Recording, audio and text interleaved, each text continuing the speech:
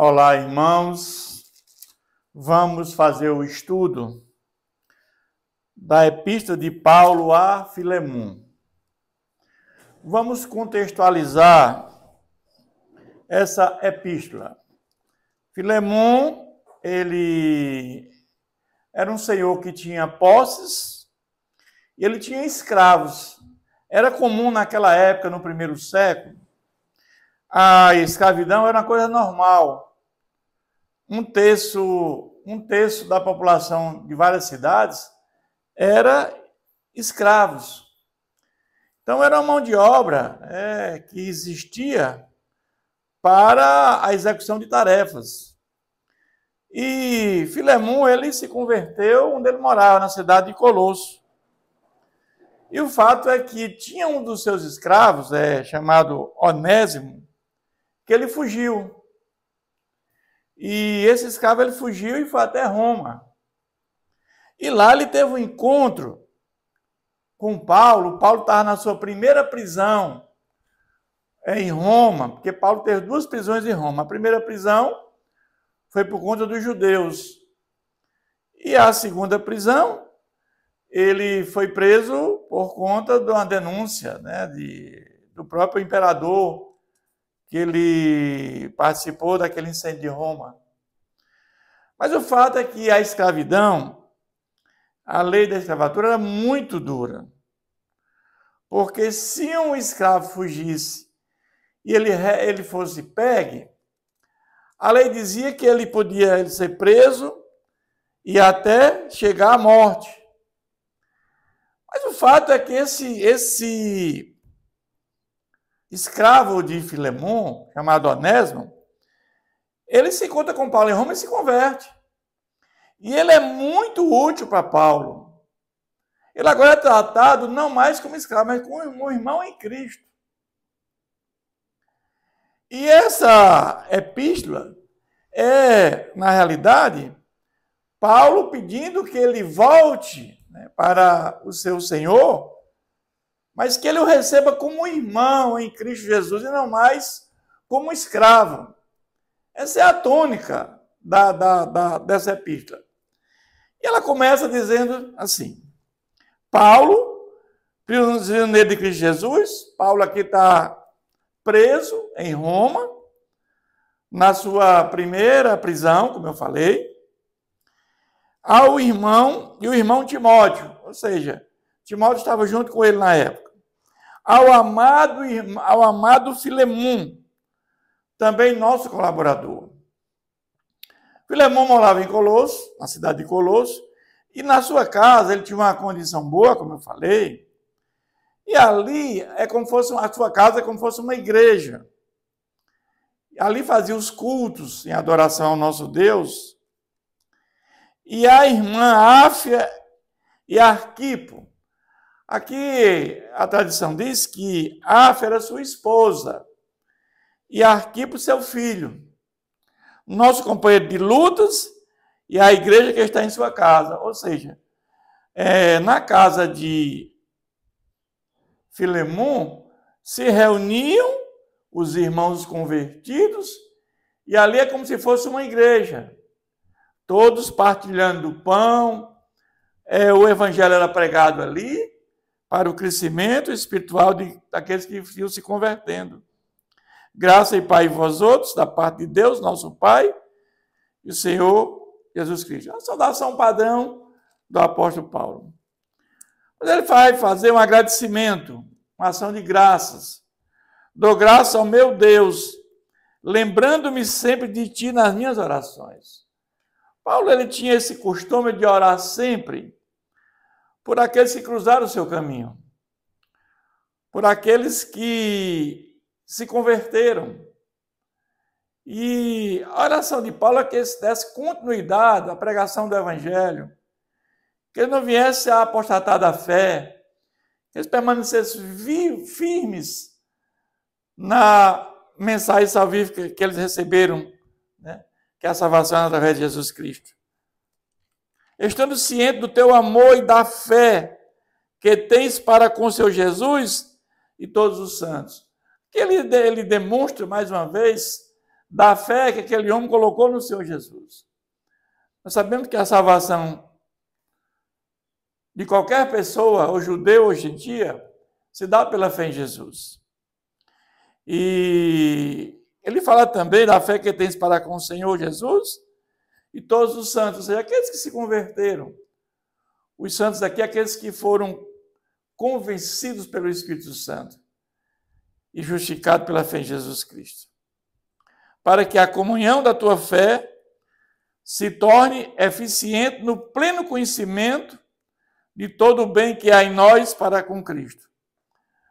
A vontade de Deus é que todos se salvem. Que todos cheguem ao pleno conhecimento da verdade. Infelizmente, muitos não querem saber do Evangelho de Cristo. E aqueles que rejeitam o Evangelho de Cristo, aqueles que não aceitam, não abrem o coração para que o Espírito Santo faça a obra regeneradora, eles não terão salvação. Eles não terão vida eterna. Terão morte eterna. Pois, irmão, tive grande alegria e conforto no teu amor, porquanto o coração dos santos tem sido reanimado por teu intermédio. Ou seja, aqui ele está dizendo que esse irmão na fé, Filemon, se tornou um homem, um líder, que ele fazia com que os irmãos também que iam se convertendo iam sendo reanimados por seu intermédio. E dá a entender que ele era um homem que levou a mensagem em frente, né? Como se fosse um discípulo que levava a mensagem para os demais na sua casa. Mas agora ele vai, a partir do versículo 8, ele vai interceder em favor de Onésimo. Onésimo, aquele escravo que pertencia a Filemon. A escravidão, normalmente, uma pessoa que era escrava, ou ela era nascida de um escravo, ou era comprada num leilão, numa feira, ou ela queria ser escrava de forma natural, ou era uma pessoa que era vendida como escravo. E Filemon, ele era dono de escravo, e Onésimo foge. E foge, ele fez possivelmente um furto. Alguns recursos do seu patrão, de Filemon. E havia uma caçada muito grande atrás dos escravos, para que desse o exemplo, porque eram muitos escravos em muitas cidades, chegava a 1/3 da população ser de mão de obra escrava. Então era preciso, quando o escravo fugisse, ele ser massacrado, ele podia chegar até a morte para dar o exemplo, para que os demais não fugissem. Mas Paulo aqui, ele está a interceder em favor desse escravo, de Onésimo. Ele foge, vai até Roma, lá ele encontra Paulo estava preso, e lá ele se converte. Ou seja, lá Paulo prega para Onésimo e ele se converte. Ele diz, pois bem, ainda que sinta plena liberdade em Cristo, para te ordenar o que convém. Prefiro toda vez solicitar em nome do amor, sendo o que sou Paulo, velho e agora até prisioneiro de Jesus Cristo. Ou seja, Paulo tinha a condição de exigir que ele voltasse e fosse recebido como um irmão.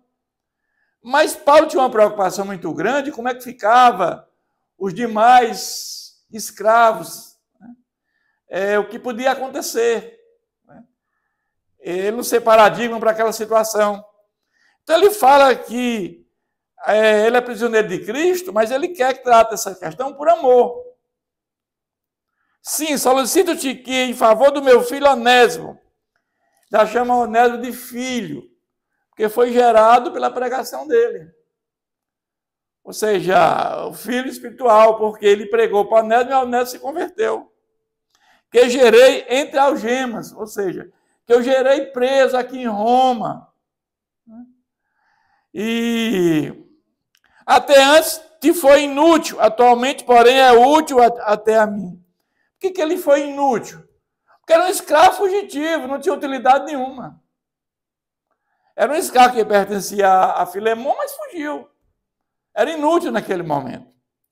mas, porém, é útil a ti e a mim, ou seja, agora, ele é um convertido, um irmão, que ele está sendo útil a Paulo na prisão, em Roma, e também vai ser útil a ele agora como irmão convertido. Mudou a mentalidade dele totalmente. Eu te envio de volta em pessoa, quero dizer-te, do meu próprio coração, ou seja, eu estou te enviando de volta esse escravo. Eu queria conservá-lo comigo mesmo para, em teu lugar, me servir nas algemas que carrego por causa do Evangelho. Ou seja, Paulo está numa situação difícil, que é prisioneiro em Roma.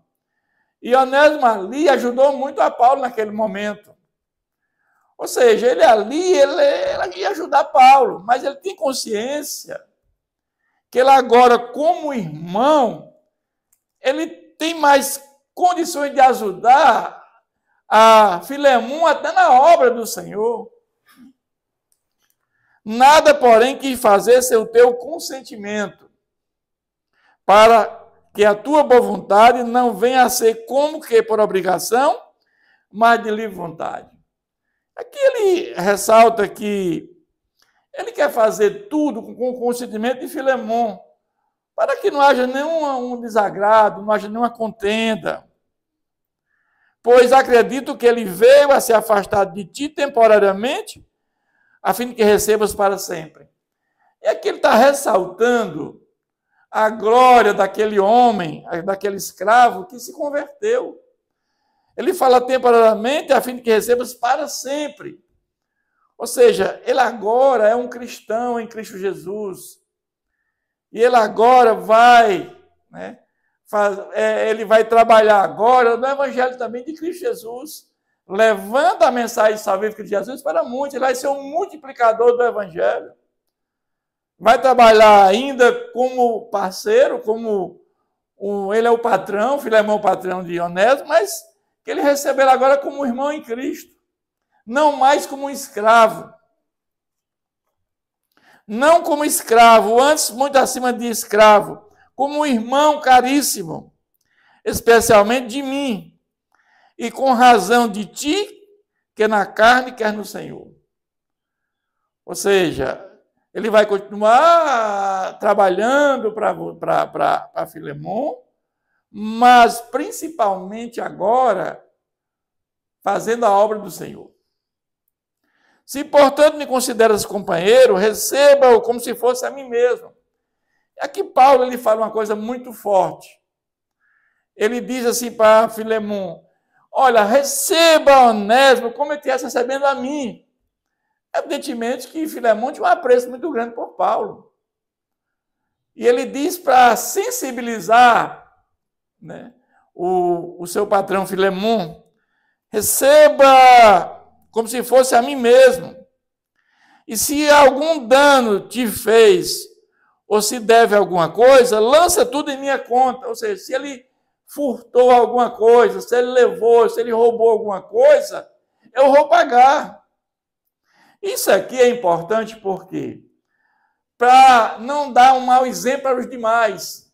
Dizer que ele furtou, foi embora e voltou e não pagou o que ele devia. Porque isso aqui, a lei era muito dura.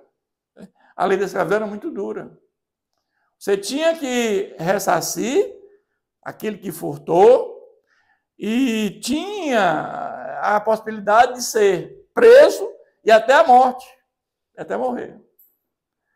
Então, Paulo está falando isso aqui para que não venha a contrariar a lei da escravidão. Então, se deve alguma coisa, lance na minha conta. Paulo demonstra aqui compaixão por este homem. Eu, Paulo, do próprio punho, escrevo. Eu pagarei, para não te alegrar, que também me deves até a ti mesmo. A restituição do perdão. Sim, irmão, que eu receba de ti, do Senhor, em benefício, reanima meu coração em Cristo. Ou seja, reanima meu coração. Recebe este homem como irmão. Eu vou ficar muito feliz com essa atitude. Mas ele agora está terminando essa carta, fazendo algumas comunicações pessoais, saudações e bênção. certo como estou da tua obediência, eu te escrevo sabendo que farás mais do que estou pedindo. Ele tinha com certeza que Filemão ia fazer mais do que estou te pedindo. Muito mais. E, ao mesmo tempo, prepara-me também pousada, pois eu espero que, por vossas orações, vos serei restituído. Saúdam-te, Epáfras. Epáfras é aquele que fundou a igreja de Colosso. Prisioneiro comigo, que estava prisioneiro com Paulo. Ele tinha dificuldade na igreja de Colosso, ele vai encontrar com Paulo, para Paulo enviar uma carta para os colossenses, para disciplinar o que estava vendo ali. Ele fica preso por algum tempo, mas também está preso comigo em Cristo Jesus. Marcos, Aristarco, Demas e Lucas, meus colaboradores. E aí ele termina dizendo: a graça do Senhor Jesus Cristo seja com o vosso espírito. E assim termina essa carta de Paulo a Filemão. Que Deus nos abençoe sempre.